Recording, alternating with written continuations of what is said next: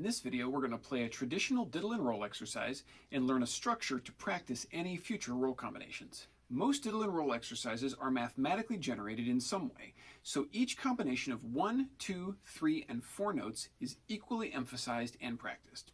Counting this way is great because it reveals combinations you may not have come up with on your own and gets them into your playing vocabulary for later. The issue I have with most roll exercises is that they are half diddle and roll combinations and half check pattern. A check pattern means the steady notes in between each combination. I feel like this is wasting time because we already did that kind of 50-50 exercise in eighth double. So the count system I use is 2 plus 6.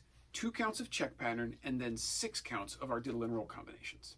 The order of this type of exercise is somewhat arbitrary. I like to start with all the right hand or all the left hand notes and then go through each combination of 1, 2, and 3 notes per beat. After that, I just do a quick set of longer rolls lasting 4 and 8 notes, and then a long roll filling all 6 counts. This exercise isn't better or worse than anything else I've seen, but it is efficient and it's consistent with the work that we've done so far. You'll notice that the tempos are marked half the speed of eighth double, because now the check pattern is in 16th notes. So quarter note equals 180 with 2 notes per beat is 360 beats per minute, and quarter note equals 90 with 4 notes per beat is also 360 beats per minute. So this is all actually at the same speed where we just left off in eighth double. The goals for tone and timing are the same. We're going to use the same arm gesture throughout, and we're going to allow the ear to balance our tone. It's common as the tempo increases for the doubles to either be louder or softer than the single notes around them. So for example,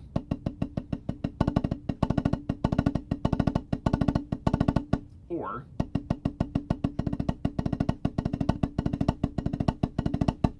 where we're going up and down as we add the doubles combinations. Keep listening for that even tone and be patient with your growth until you get a more even sound like this.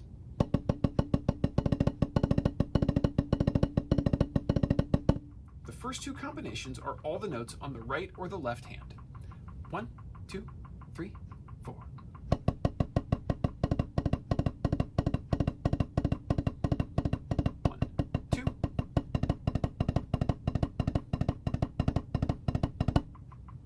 The next 4 combinations are each note of the beat in 16 notes.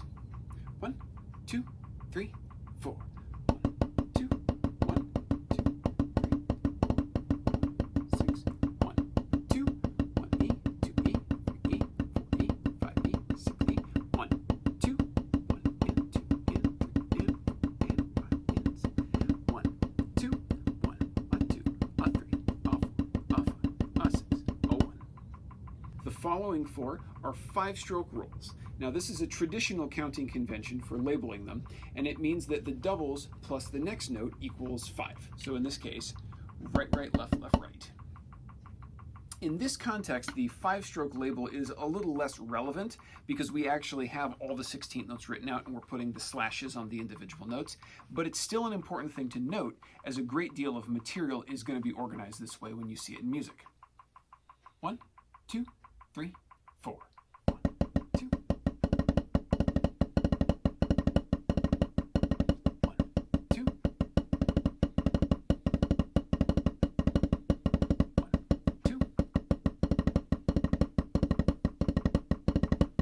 1, 2.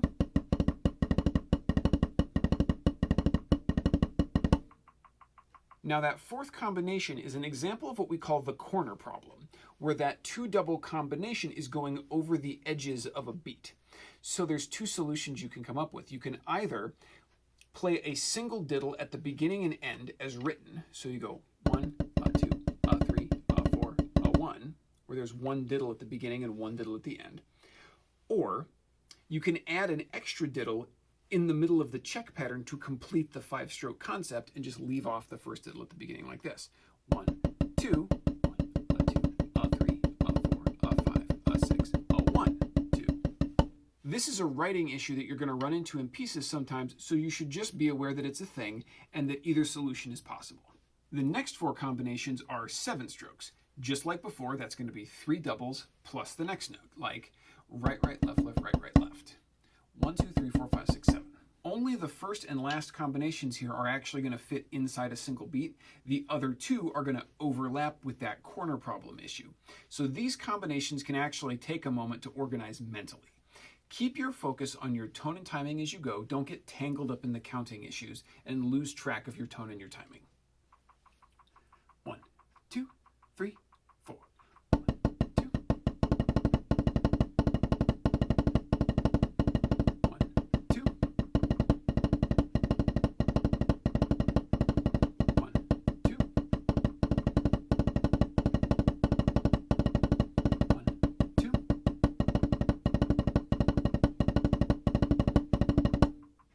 The final three combinations are the 9 and 17 strokes following that same numbering convention, and then a long roll filling all 6 counts as written. These are mostly about consistency. It's possible to have the short bursts sounding pretty good, but not be able to sustain the tone and timing if you have to go longer. Take your time on these as well to confirm that everything is smooth and even. 1, 2, 3, 4. 1, 2. 1, 2. 1, 2.